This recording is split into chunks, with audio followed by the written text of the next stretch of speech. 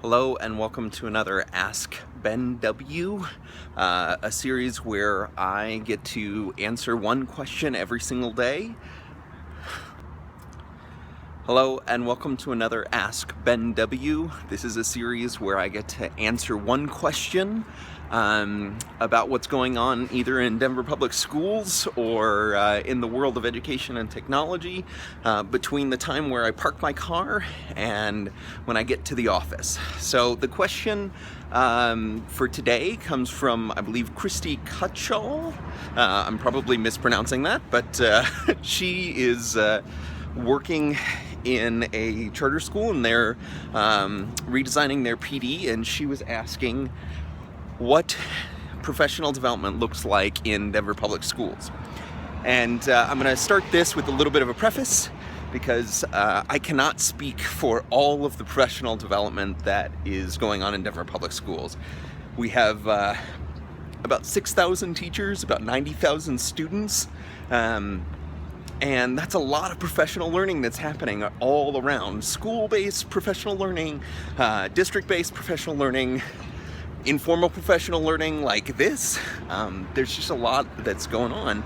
And so because of that, I can't speak to everything that's going on. But what I can do is speak about one of my favorite professional learning experiences of the last few years.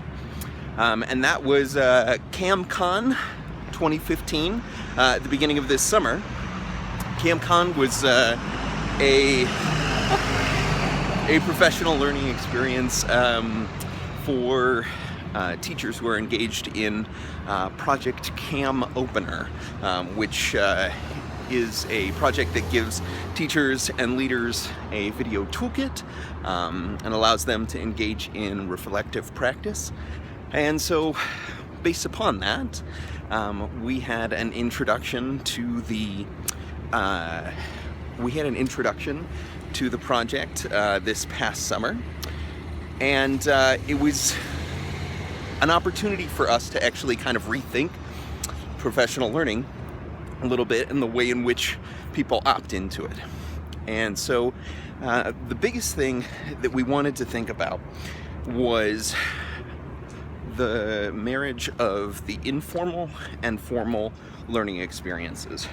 So a lot of times you have these informal learning experiences that are very much like unconferences, and it's a great way to allow for mentorship to happen organically and for people to pair up and start talking to one another, or to have informal sessions on something that people want to talk about, right? And then you have these formal learning experiences where they're session-based, and there's some purported expert that's going to be talking about something. And so how do we marry those two things together? So what we ended up doing, and I have to thank Jessica Raleigh, who also works in Denver Public Schools on the personalized professional learning team. She designed much of this work. If you want to follow her on Twitter, she is Tyrna D. I don't know how you are actually supposed to say that, but at TYRNAD on Twitter. And so she designed this experience where essentially we had what we called the unboxing room, where folks could unbox their tools, start to play with them for the video toolkit, and generally learn from one another. And then we had these session rooms that were all led directly by practitioners. So it was very important to us to have teachers and teacher leaders who were talking about their own practice and the way in which they were using these tools. And so those sessions were all from experts, but experts that have done it in the classroom or have done it in a school.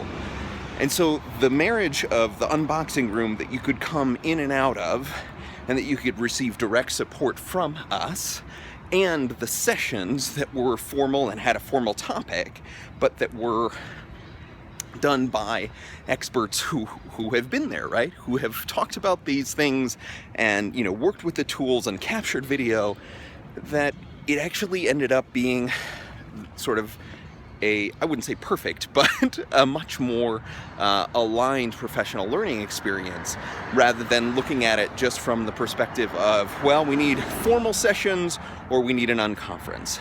And I think that actually the future of professional learning is in the marriage of those two things. And I'm talking about professional learning as an event at the moment, but I think that it also matters for when we talk about professional learning as an ongoing strategy, where you have those informal moments of informal learning, and then you have those more formal moments when you do have a structured topic or a structured cycle or a structured way of giving feedback.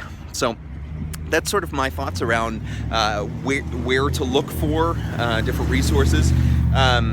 If you're more broadly interested in what CamCon ended up looking like, you can go to ppl.dpsk12.org and sort of take it from there.